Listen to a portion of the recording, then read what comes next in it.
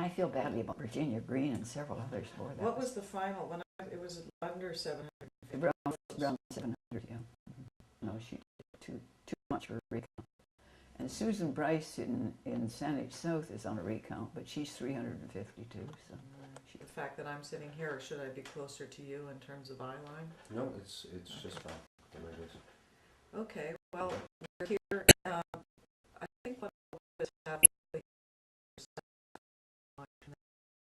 so what is your look at me? No?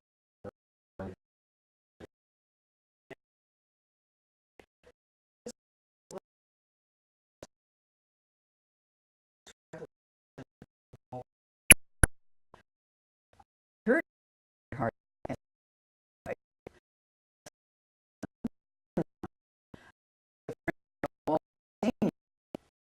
I knew him well through the Vancouver school system.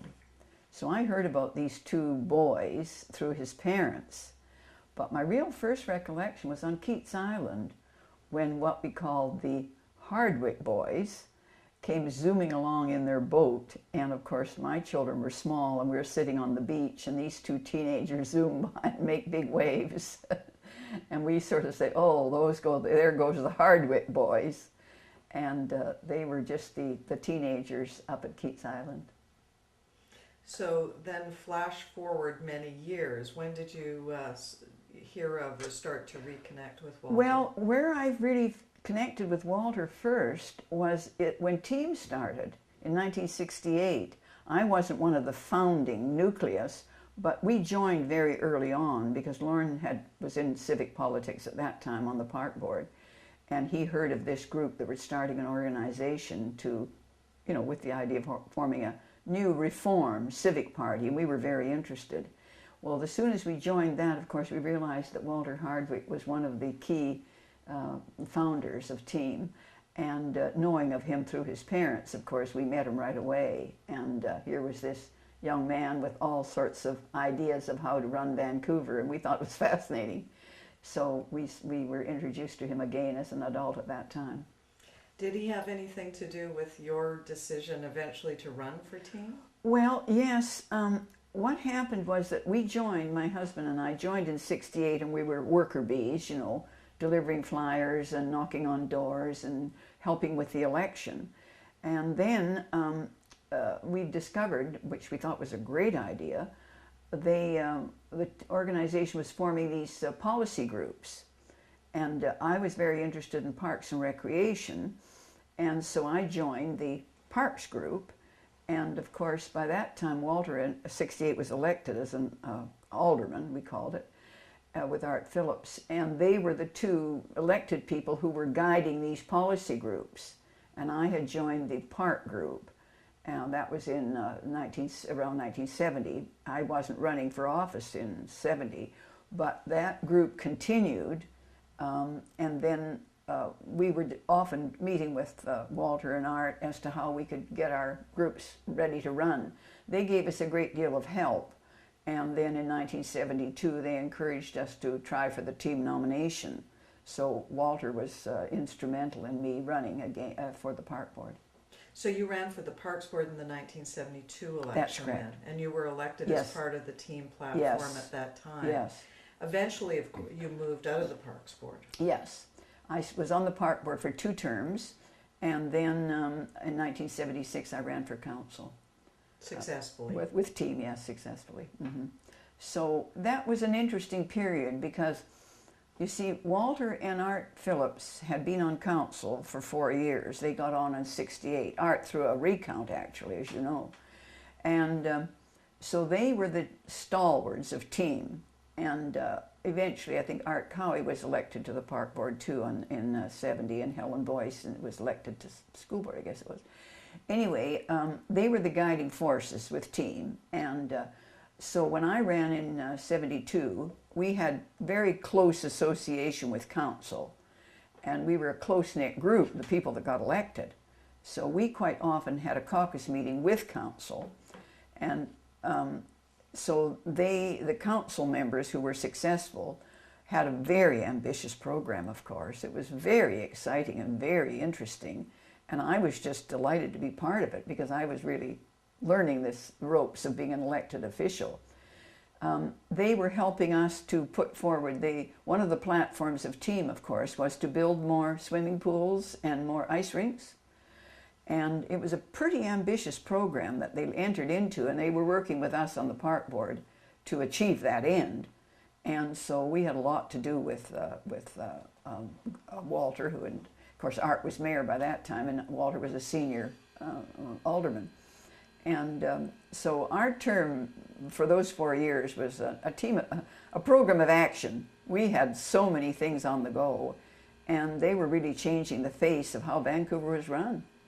What do you remember about the Falls Creek redevelopment initiative? Yes. Well, we were very key, the Parks Board were very key in that. And that was one of our big platforms in 1972.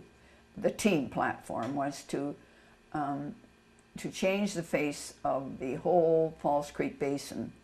It was an industrial area, and really it's quite unbelievable to think back to what that was like, you know. It was all sawdust and piles of junk underneath half-built wharves had fallen down, and all this junky stuff was underneath. But the TEAM people had a vision of how it could be, how they could renovate it, and re-establish the whole thing and make it into an urban project. So the park board, of course, was very instrumental in this because it was going to have walkways, parkways, and above all, this was a new idea that you put in the walkways and the park space and put the housing sort of dotted around it. So here you had this marvelous opportunity in planning, and of course you can imagine Walter Hardwick was in his element because they were taking a piece of industrial land in the heart of the city and making it into a modern, urban, residential area. Now, if you can think of anything more drastic than that, I mean, it's hard to imagine. So in the 72 election, the park board was using the Falls Creek project as one of their key planks, that we were going to get this waterfront walkway. And you will have to reflect back a bit to know what that meant to the Vancouver Park Board and the citizens of Vancouver. Because if you look back into the history of Vancouver, they sold off the waterfront of all of English Bay and Jericho. It was all urban, it was all houses. And the park board and the city had to buy it all back. When I recalled Vancouver in the 40s, everything from the bathhouse along to Crystal Pool and to the Burrard Bridge was all houses. And the city was gradually buying them back. So they had to buy back waterfront. And they had to go to Jericho Beach. That was all cottages for people that lived in Vancouver too. And they had to buy it all back. So our big plank in our platform in 72 was that we were going to, the city was purchasing and buying up pieces of Falls Creek that they didn't own in Falls Creek. And that the park board was going to write off, the very first thing we were going to get was a waterfront walkway with parkland. And this was a great plank to run on. It was very, very popular. I recall one day we were trying to think of some way to get into the press. So all the people running for TEAM for the park board, all 7 of us, gathered down at near the planetarium, near the museum, and we got canoes. We had 5 canoes, and we had well, there were 7 of us running, and we had people with us. And we paddled, we let the press know ahead of time, and we paddled under the Burrard Bridge and into Falls Creek. And the whole idea was that this was our big pitch, you see. And I had not seen Falls Creek from the water like that, and it was quite an eye-opener just to see what these half-derelict wharfs were, all the grungy sawdust from the mills and so forth. And we wove our way with, hopefully with the cameras rolling, and we were successful. We got a nice picture in the Vancouver Sun, and that then we had the opportunity then with the picture to tell about our plans for Falls Creek. So we worked very closely, but it was really Walter, the planning department, and the TEAM group at council who were the mainstays, and the park board, of course, were taking advantage of it to get our publicity. Well, at the time, Walter was chairman of the Falls Creek Redevelopment Committee of Council. That's right. And Jeff Massey, as I recall, was the chairman of the Granville Mall Redevelopment Committee, which was Yes. happening concurrently That was happening, yes. with Slately. But you know, the other big things that team with Walter and Art, they had been on council 4 years. They knew how the city was being run. They knew that council met from in the morning until 4 in the afternoon, so the citizens had not much opportunity to come. They knew that City Hall was not a welcoming place. I mean, people did not go to City Hall to express their views. It just wasn't done. And one of their planks when they ran in '72, I always remember the phrase they used was, "Team will open up City Hall." And the whole idea was that we were going to change, they were changing the approach of how people interacted with their council. And to me, that was one of the very revolutionary things that they did, because they changed the tone of how people looked at civic government. They changed the idea of the fact that City Hall made the decisions and that people accepted it. That changed when that council came in '72. Wasn't that really a reflection, to a large extent, of the social attitudes of the '60s spreading into the '70s? Spreading into the '70s, and the idea that they were considered a reform council. People use that word. We voted in a reform group, and they expected reform, and that's what they got. So, But even the entrance, I remember it was quite a big day when the information booth was put into the lobby of the City Hall, and there actually was going to be somebody sitting at a booth. It's quite formal now, and there's 2 people there. I noticed the other day when I was there. But you could actually walk into this booth and get pamphlets and get instructions and ask a question. And that was a big day at City Hall when that opened. now, as I recall, there was something called the Great Freeway Debate, Yes, which precipitated Walter's direct involvement in running for council and the assembly of team.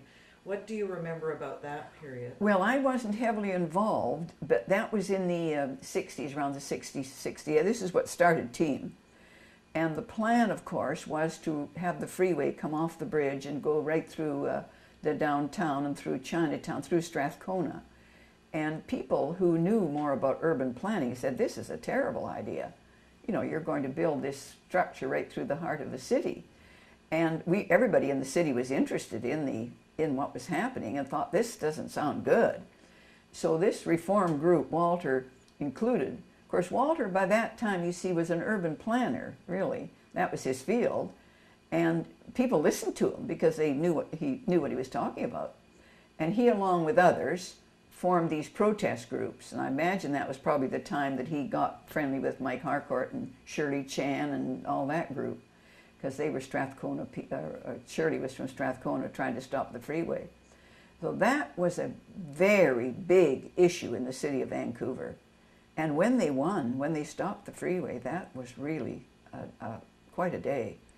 And people said, no, that's not what we want. We don't want cars going through the city. We don't want to destroy the waterfront. We don't want urban areas to be destroyed by freeways, and let's stop it now. And they managed to stop it. So you consider that a turning point for I think it was a Vancouver? turning point. I think, and you see, Lauren, my husband, was on the park board from '66 to '68. And he was in the thick of all this unrest of how they did things. Up till then, as I say, it seemed to be that the authority made the decisions and the people liked it or didn't like it. And all of a sudden, people said, we don't need to take this. We want to be part of the planning. So let's not just let people impose things. And Lauren used to come home and feel very much that the council, he liked the park board, but he felt that council was out of step with the people's thinking, because they were still taking the attitude that we know best. we'll make the decisions, and you voted us in, and we'll make the decisions. And so really that was the turning point. So going from a sort of a dictatorial regime Yes. to a participatory government. That's right, that's what they changed into. And that's when Walter, and in his planning skills, brought in the whole idea of what they called local area planning, that you could plan for your own community. And the city would set up this committee, which was unheard of up till then, where the civic officials with probably an alderman, a liaison alderman, would go into the community and sit down with the people and say, well, what do you think? What do you want to do? And it was a planning process. Everything changed. The whole method of operation changed. Do you remember Mayor Tom Campbell? Yes. And I guess they called him Tom Terrific. And he became, I guess, the symbol of the old style of top-down government. Yeah. He is actually a very nice person, but he was chairing council that was out of step. And of course we had the big Gastown kerfuffle where he didn't come off looking very good on that one. And people were relatively tolerant, you see, of the young people of the 60s. I mean, our children were growing up, and we could see this group of young people who had pretty different ideas, and they were speaking out, and they were doing things differently. We had liberated them, and then we had to figure out how to handle them, And so this is the group. But most of us had children in that age group. So when they were in Gastown and causing a big kerfuffle. This is the riot you're referring. And when Mayor Campbell wanted to, call out the police and lock them up and do everything, people didn't think it was the way to handle them. People knew that they couldn't handle their own children that way, and they thought it was a very inappropriate thing for the mayor to be doing. And that's when he got the very bad labels, and that's when his popularity waned. It was after what they called the Gastown riot. And he made himself quite unpopular over that. Getting back to Walter, do you have any specific remembrances of key events, council meetings, election nights, in any individual examples of his leadership that you could provide? Well, it's hard to get very specific. I felt that I knew Walter well because of knowing him when he was young. And I found that where he was so helpful to someone like me who was going into the park board, Walter was very keen on parks. He was very keen on, through his urban planning, of feeling that you melded recreation with residential, like that you didn't separate the two, that you brought them together. So we always knew we could get support from Walter on our ideas from the park board. We always sort of banked on him as one of our key supporters. And whenever we were getting into a park issue, we would always want to go up and talk to Walter at City Hall. If something from the parks were coming to council, we would go up to City Hall and talk to Walter to be sure that we were going to get that he was going to be our sort of spokesperson. And he was good at it, of course, and he was very senior on council in those days. And so that was a great help to us. He worked closely with Art on this. We had a referendum to do with pools, swimming pools and ice rinks. And they put it to the people, and of course it passed. And we got all this marvelous opportunity to build ice rinks and swimming pools in Vancouver, which we didn't have many of those at that time. But you see, Walter was our sort of touchstone at City Hall. And that was a big advantage for us. Do you remember that his mother, Iris, had been on Parks Board? I think in the I thought she was on the school board. I thought she was on the Parks Board. Why shouldn't? I thought she was on the Parks Board, actually. And Oh, had I'd have been to check that involved out. Yeah. in the Percy Norman Riley Park She development. could very well have been in that. Percy Norman Pool was built before that, and then that was the only pool we had. We didn't have a pool at all on the west side. Well, people went to Canadian Memorial. There was the little one at Kerrisdale Community Center, but that was outdoor Yeah, originally. that was the outdoor one. And then, of course, we had Crystal Pool, which was down on Beach Avenue, which was getting very, very old and really needed upgrading badly. That's when I was on the Parks Board, they built the aquatic center, and that was a big thing. But we you see, we're going to put pools into local areas.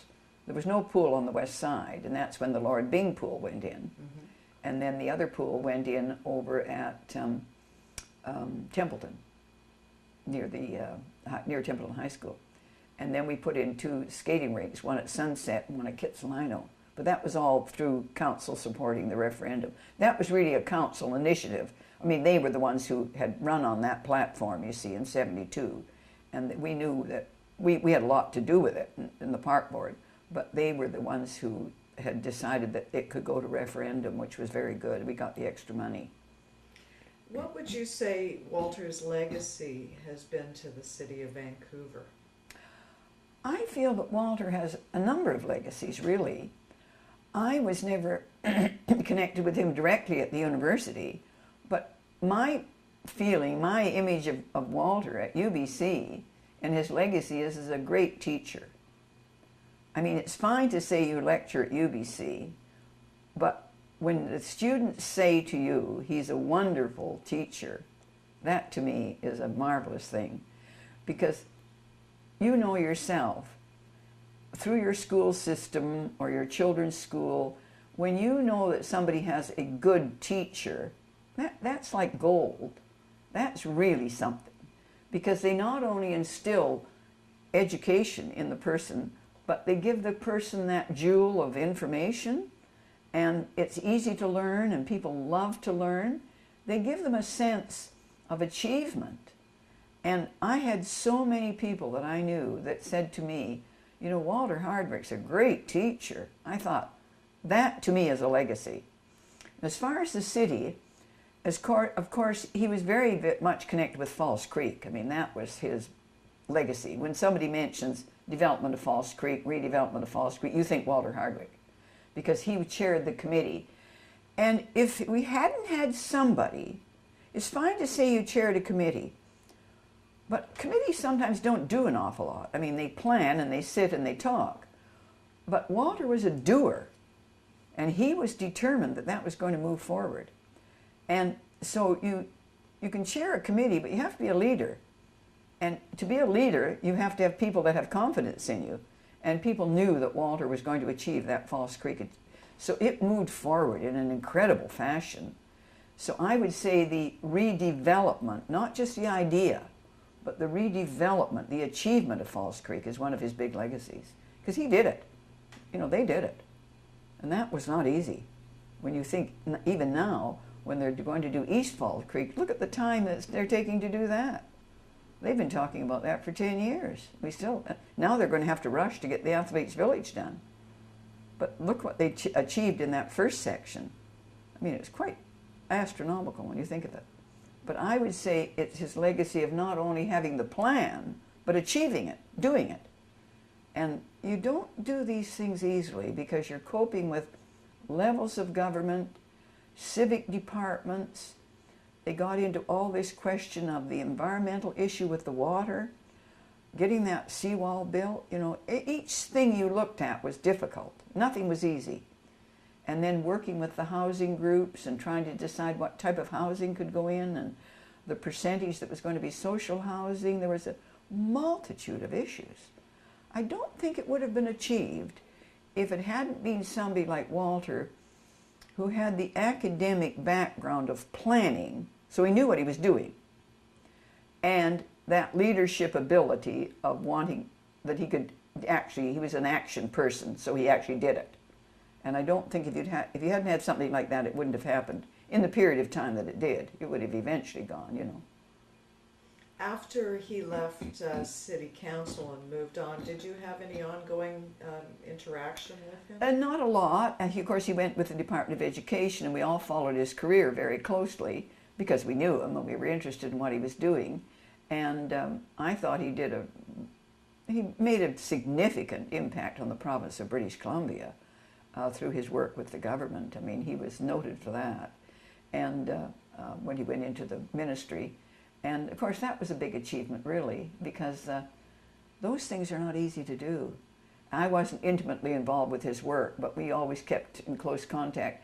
And of course, he was very interested. I went to council when he left in 76, and I went to council in 76.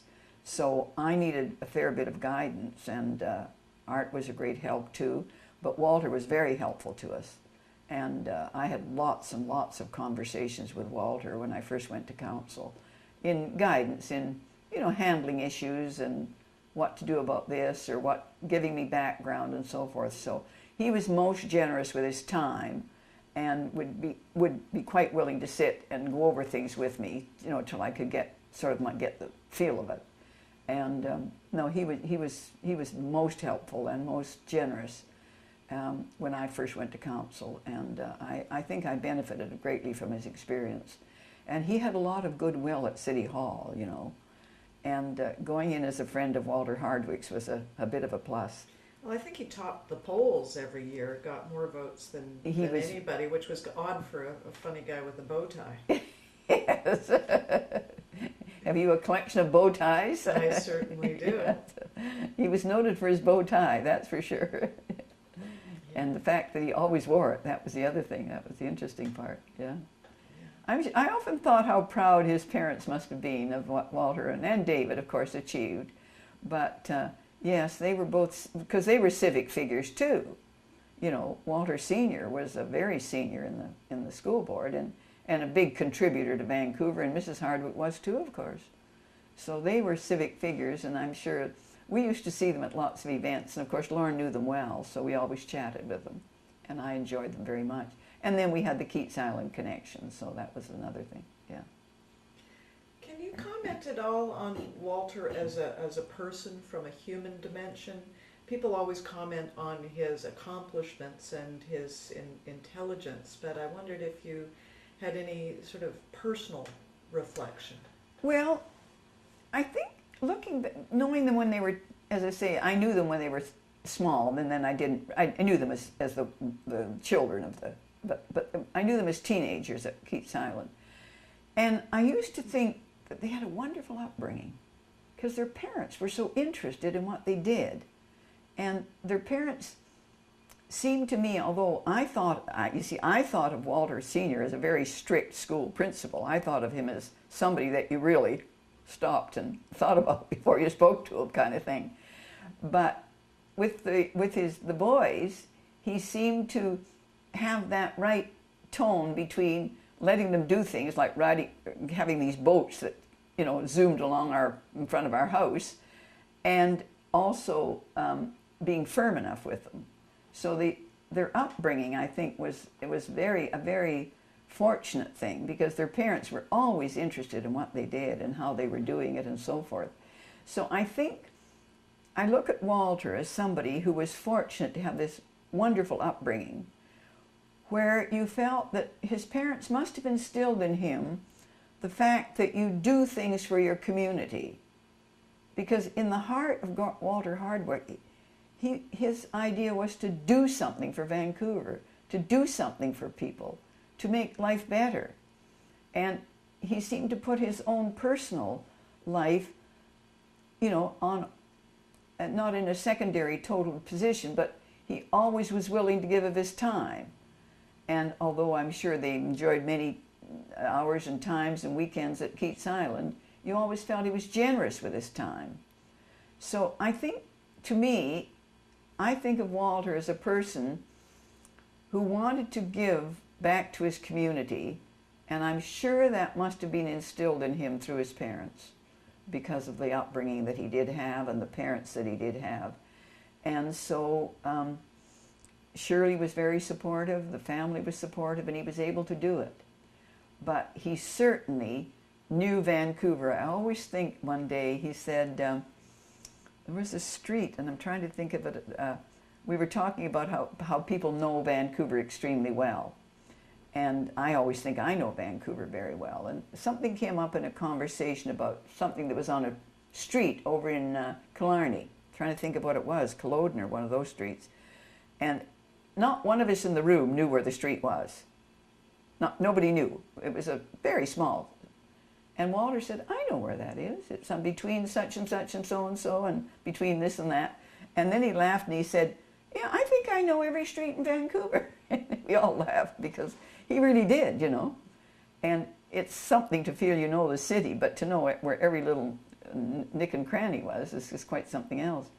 So Walter as a person was very thoughtful of others, you see. He was willing to spend time, say with somebody like myself when I was first going into politics, because he wanted me to contribute. He wanted me to be successful in what I was doing because I was willing to go into the park board and give my time. And so he was thoughtful in that way. So as a person, you probably know this as his daughter, but I found him a very kind person. Although he could be quite formal, you know, with his bow tie on and coming to meetings, and he didn't want to waste time. So he would come into a meeting and everybody would, you know, he'd want you to get down to business right away. But he certainly had a warm side to him. And when you asked for his help, you always got it. At least that was my experience. And of course, as I say, I was fortunate because I had this personal contact.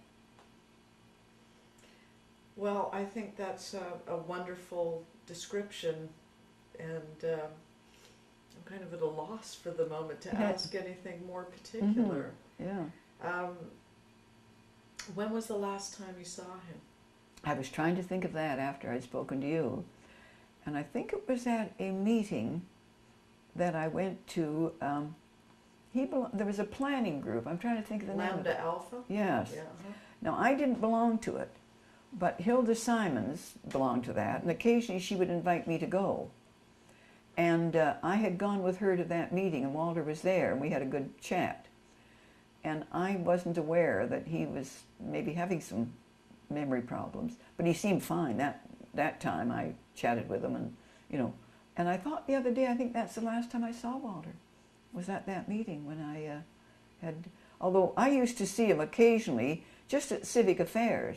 You know, we'd end up at the same meeting or the same function, the same gathering, and so of course I'd see him through that. But I tried the other day to think, and I thought that was the last time I did see him, was at that, and which was appropriate because